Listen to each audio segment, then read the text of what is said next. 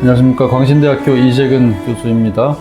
한국 선교 140주년 기념 한기훈 이슈 리포트를 시작하겠습니다. 강의는 크게 이제 둘로 나눠서 진행하려고 합니다. 첫 번째 것은 한국 초기 선교사에 대한 얘기를 먼저 하려고 하고, 그 다음에 두 번째 이어서 초기에 들어왔던 한국에 들어왔던 내한 선교사들이 사회윤리적으로 이제 어떤 영향을 한국 사회에 주었는지, 특히 여성의 지위 향상, 특히 이제 이름이 없는 여성들에게 이름을 갖게 해준 그런 역할들을 중심으로 살펴보려고 합니다. 그래서 두 번째 관련된 주제를 하기 이전에 그 배경이 되는 초기 한국 역사, 한국 선교 역사를 좀 먼저 다루려고 하고요. 특히 이제 그 중에서도 여성 사역과 관련돼 있는 교육과 그 병원 사역과 관련해서 여성들에게 이제 주어지는 그런 교육의 기회, 또 이제 치료의 기회가 어떤 과정을 통해서 이루어지고 전개되었는지를 좀 살펴보려고 합니다.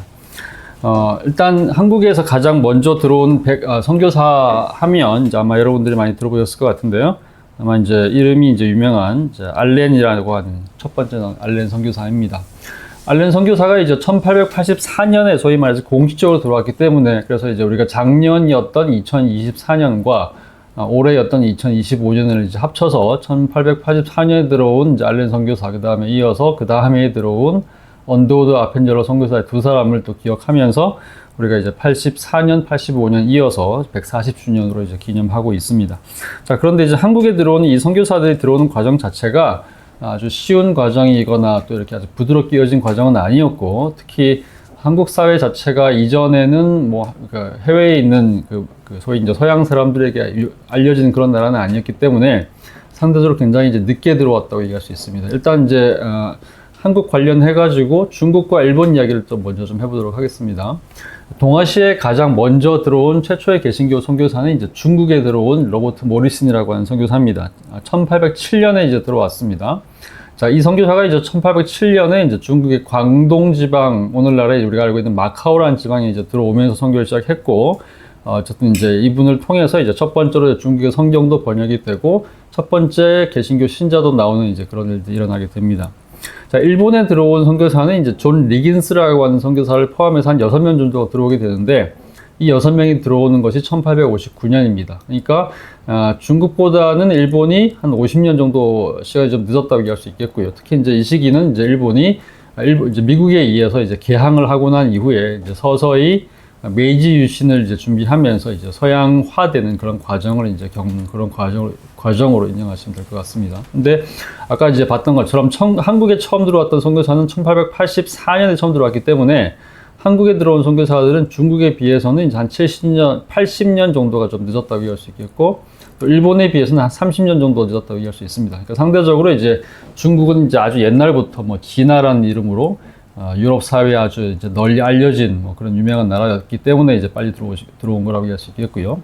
그다음에 일본 같은 경우도 이제 이미 이제 16세기의 프로토콜과 이제 교류를 하면서 이제 지팡구라는 이름의 이제 이름으로 불렸죠. 그래서 그 이름이 이제 재편이 된 건데, 그때 이제 이미 이제 프로토콜로부터 이제 프로토콜을 통해서 이제 해외에 알려진 그런 나라였다고 할 수 있겠고, 또 이어서 이제 네덜란드랑 함께 또 교류를 하면서 소위 난학 뭐 이런 것들도 연결되고, 뭐 여러분 잘 아시다시피 이제 유명한 엔도 슈샤코의 책인 뭐 신묵이라든지 영화 뭐 사일런스 이런 것들을 통해 가지고 이미 16세기 당시에 일본에도 이제 천주교를 비롯해서 이제 여러 종파들이 이제 들어왔다는 것을 확인할 수가 있습니다. 자, 그런 식으로 해서 어쨌든 이제 유명한 나라들이었기 때문에 아주 오래 전부터 이제 서양과의 교류가 있었는데, 한국 같은 경우는 이제 뭐 그때 당시에 알려진 이름이 이제 허밋 킹덤이라고 얘기를 했습니다. 그러니까 소위 말해서 숨겨진 나라, 은자의 나라라고 불려서 아무도 모르는 이제 그런 나라였다고 얘기할 수 있습니다. 더군다나 이제 그 당시에 그 이전에 있었던 천주교의 그 선교 과정에서 엄청나게 많은 사람들이 핍박당해서 죽는 그런 일이 있었기 때문에 선교가 이루어지는 것이 아주 어려웠고, 들어가면 다 죽는다라고 하는 이제 그런 종류의 이제 생각들이 퍼져 있던 그런 나라라고 할 수 있죠. 자, 그런데 이제 한국에서 가장 먼저 이제 선교가 이루어지게 되는 그 과정 자체는 일종의 정치적이고 또 외교적인 어떤 이제 과정에서 이루어졌다고 얘기할 수 있습니다. 가장 먼저 우리가 해외에 처음으로 이제 중국을 제외한 다른 나라와 교류하게 된 가장 이제 중요한 사건이 1876년에 있었던 강화도 조약이라고 하는 조약입니다. 여러분들 다 아시는 조약입니다. 근데 강화도 조약은 이제 지역적으로 이제 강화도에서 일어났기 때문에 강화도 조약이라고 이제 불리지만 이제 정확한 명칭으로는 이제 조일 수호 통상 조약 뭐 이런 개념입니다. 그러니까 조선과 일본이 이제 서로 교통을 한다, 통상을 한다 이런 개념인 것이고, 그 다음에 이어서 이제 또 어떤 특정한 어떤 군사적인 관계가 이제 진행될 때, 예를 들면 이제 다른 나라로부터 침략을 받을 때 서로 이제 도와준다라는 이제 그런 개념이 들어있는 이제 근대 조약의 이제 대표적인 형태를 갖고 있다고 얘기할 수 있습니다. 자, 이러면서 이제 1876년에 이제 우리가 일본과 처음 조약을 맺음으로써 이제 당시 중국과만 교류하고 있던 한국이 처음으로, 조선이 처음으로 해외에 있는 다른 나라랑 이제 교류할 수 있는 이제 기회가 열렸는데, 그때 이제 1876년에 이제 강화도 조약과 함께 이제 이런 일이 일어났습니다. 자, 근데 이제 1876년에 있었던 이 강화도 조약은 이제 특히 이제 기독교 선교랑은 이제 아무런 관계가 없죠. 왜냐하면 이제 일본이 그 당시에 기독교 국가도 아니었고, 일본이 이제 한국에다가 뭐 기독교를 전파하는 이제 그런 종류의 이제 역사를 처음 어떤 그런 사역을 하거나 이런 것은 아니었습니다.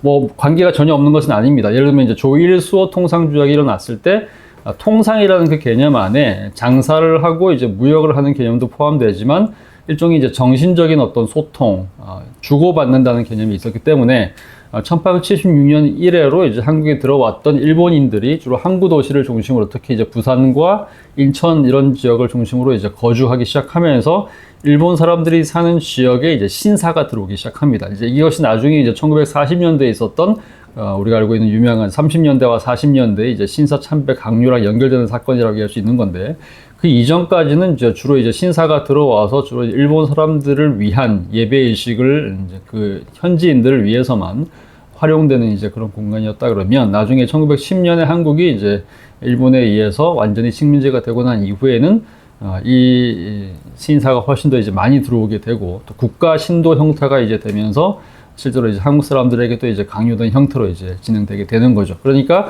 강화도 조약과 함께 일어난 어떤 이제 종교적 변화라고 얘기를 한다면, 일본 종교가 한국에 들어와서 자리를 잡을 수 있게 되었다라고 하는 아주 중요한 어떤 변화가 있었다 생각하시면 될 것 같습니다.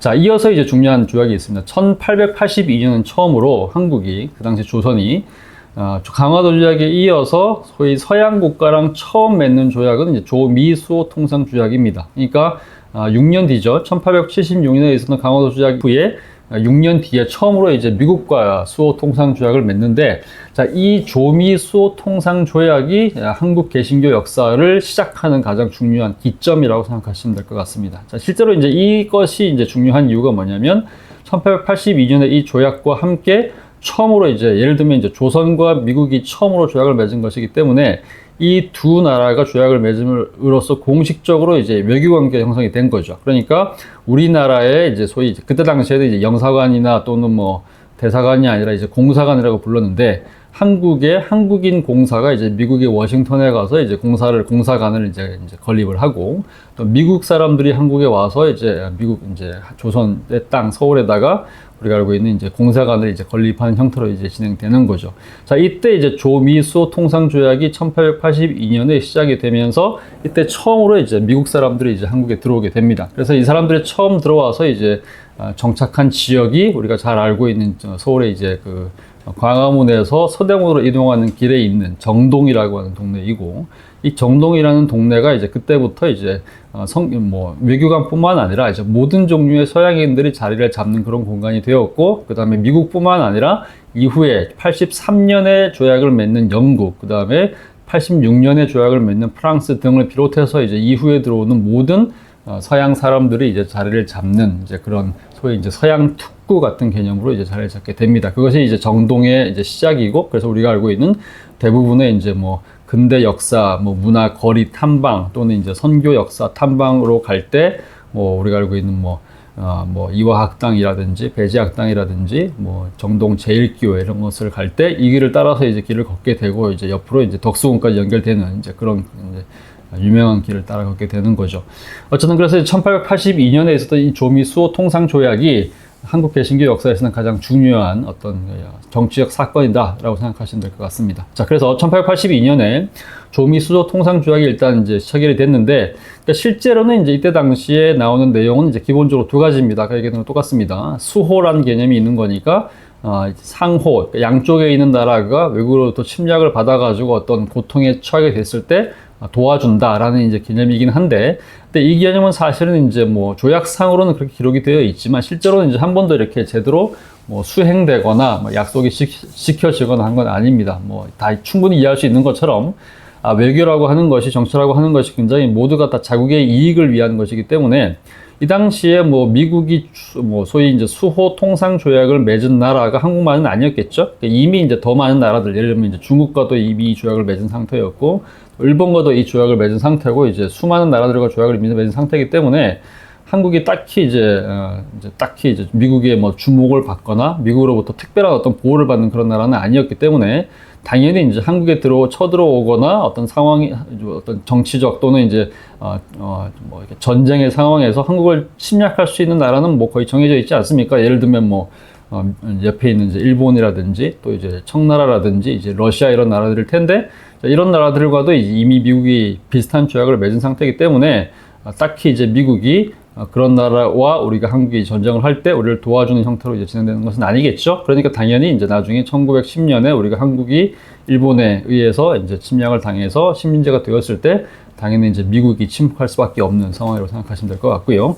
자, 그 다음에 더 중요한 내용이 이제 통상입니다. 자, 통상이라고 하는 것은 기본적으로 이제 상업적인 거죠. 상업과 경제, 무역을 얘기하는 건데, 물론 이제 이 당시에 뭐 딱히 한국이 이제 엄청나게 많은 뭐 우리가 자원을 갖고 있다거나 뭐 특별한 어떤 물건을 만들어서 이런 것들을 가지고 이렇게 통상을 할 만한 어떤 그런 뭐 특별한 어떤 그 능력이나 그 자원이 많은 나라는 아니었기 때문에 그래서 이제 딱히 이렇게 주목하는 형태는 아닙니다. 자, 그렇지만 이제 이 통상이라는 이게 주제 자체가 미국에 있는 어떤 특정한 그룹을 아주 강력하게 자극했다고 할 수 있죠. 그게 이제 미국에 있는 기독교인들인 겁니다.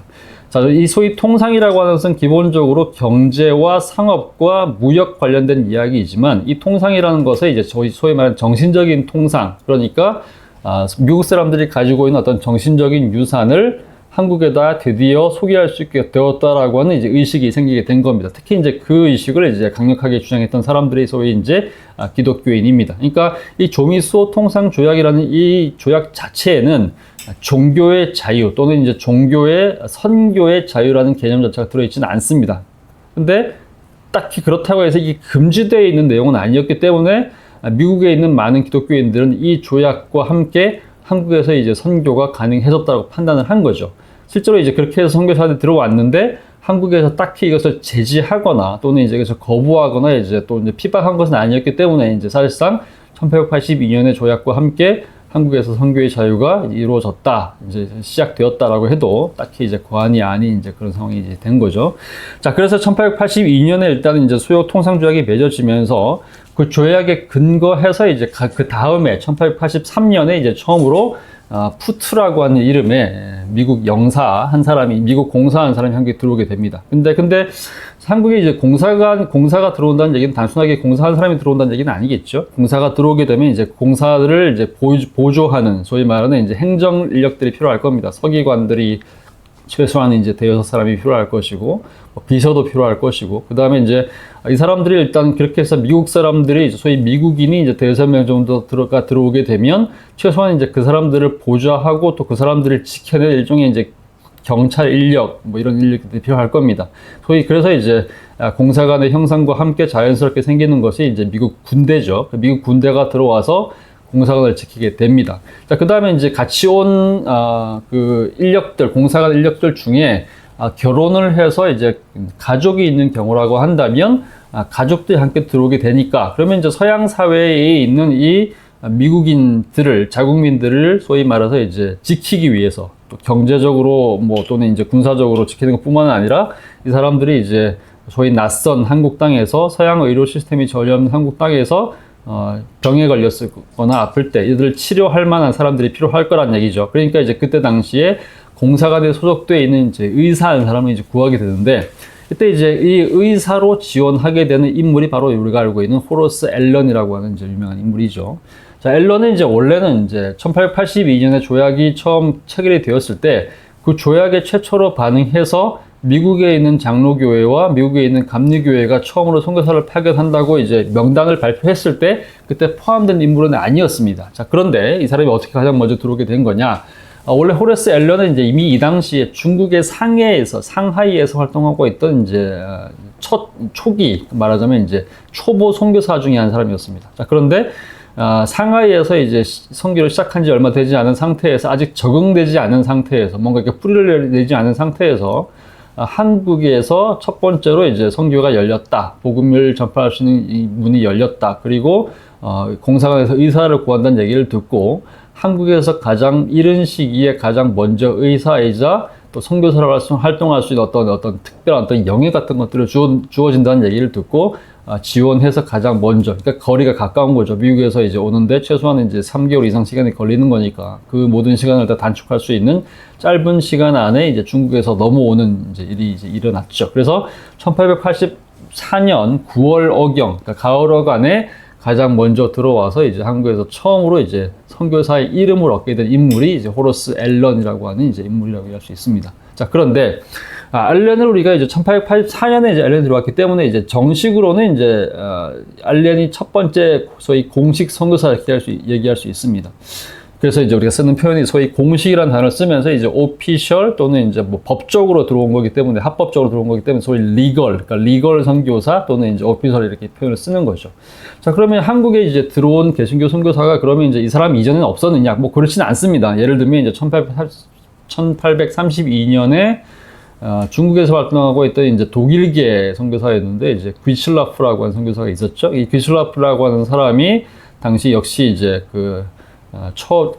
중국의 첫 선교사였던 로버트 모리슨과 함께 광동 지방에서 선교를 하고 있다가 이제 좀 더 모험적인 선교사였기 때문에 이제 소위 이제 중국의 북쪽 지역의 해안 지역과 또 이제 그 황해니까요. 그래서 이제 그 배를 타고 소위 탐험하는 배를 타고 중국의 이제 그 황해 해안과 또 연결되어 있는 한국의 이제 황해 해안, 그러니까 황해도하고 그 다음에 이제 고대도라고 하는 이제 충청도에 있는 섬 이런 데를 와가지고 뭐 성경을 전해주거나 또는 이제 뭐 감자를 재배하는 방법을 알려주거나 하면서 한국에 처음 이제 어떤 면에서는 처음으로 이제 발을 내디뎠던 그리고 이제 성경도 준 적이 있는 이제 그런 선교사가 있었기 때문에 사실상 이제 처음 한국에 와서 복음을 전하거나 또는 땅을 밟았던 선교사라고 얘기한다면 귀슬라프가 이제 가장 먼저라고 얘기할 수도 있죠. 그렇지만 장기적으로 있었던 선교사는 아니었고, 그다음 실제로 선교에 성과가 있지도 않았고, 그런 기록이 없고, 그다음에 공식적이지도 않았기 때문에 이제 그들을 최초로 이제 치는 것은 아닌 거죠. 그다음에 또 유명한 선교사 중에 이제 1865년에 한국에 왔다가 좀 불명예스러운 일로, 그러니까 쉽게 말해서 이제 우리가 알고 있는 대로 이제 제너럴 셔먼호라고 하는 이제 배를 타고 이제 거의 이제 중무장한 상선이었던 그 배를 타고 평양을 이제 들어오다가 한국군과 이제 교전이 생기면서 또 한국군과 이제 서로 이제 교전을 하는 과정 속에서 소위 이제 다 죽음을 당했던, 이제 배에 있는 모든 사람과 함께 죽음을 당했던 그 유명한 평양에 이제 토마스 저메인 선교사 알고 계시죠? 로버트 저메인 토마스 선교사. 그분도 이제 최초의 선교사 중에 한 사람이고, 또 이제 죽기 전에 아마도 이제 성경을 전달했다라는 기록들이 있기 때문에, 그래서 그런 두 분 정도를 이제 최초의 선교사 얘기할 수도 있겠지만 공식적이지는 않은 거죠. 그래서 이제 실제로 이제 1882년에 조약과 함께 시작되어서 한국에 들어왔던 앨런 선교사. 그 다음에 이제 앨런 선교사가 이제 의사였고, 이제 딱히 이제 오자마자 복음을 전하거나 한 건 아니었기 때문에 이제 그 다음에 들어와서 실제로 이제 한국교회에다가 복음을 전파를 하고, 한국 사람들한테 복음을 전파를 하고, 실제로 이제 처음으로 이제 개종자를 만들어내고, 그 다음에 또 이제 세례도 주고 교회도 세우고 또 여러 가지 면에서 이제 소위 한국 교회의 기반을 만들었다고 할 수 있는 두 명의 선교사 안도우와 펜젤러, 이 사람들을 또 우리가 기념하면서, 그래서 1884년과 85년 이제 두 해를 한국 교회의 이제 기점으로 이제 우리가 이해를 하고 있고, 그래서 140주년, 141주년 이렇게 이제 생각할 수 있다, 이렇게 이해할 수 있습니다. 예, 그래서 결론적으로 일단 말씀을 드리면, 일단 오늘 1강에서는 한국에 가장 처음 들어온 개신교 선교사가 이제 호러스 알렌이라고 얘기했는데, 공식적이라는 얘기를 사용한다, official 또는 이제 legal이라는 단어를 사용한다는 얘기를 했고요. 그 이전에 있던 선교사들이 있었지만 한국에 들어오게 된 선교사는 이제 1882년에 조미수 통상 조약의 결과로 들어왔고, 또 그 선교사들과 함께 이어서 이제 그 다음에 들어왔던 이제 복음 전하는 선교사 언도우다 펜젤러가 한국 최초의 개신교 선교사들로 이제 인정을 받을 만한 선교사들이었다, 이런 얘기를 일단 정리를 하고요. 다음 시간에는 이어서 그러면 이 선교사들이 와서 이제 어떤 일을 했는지를 또 이어서 계속해서 강의하도록 하겠습니다.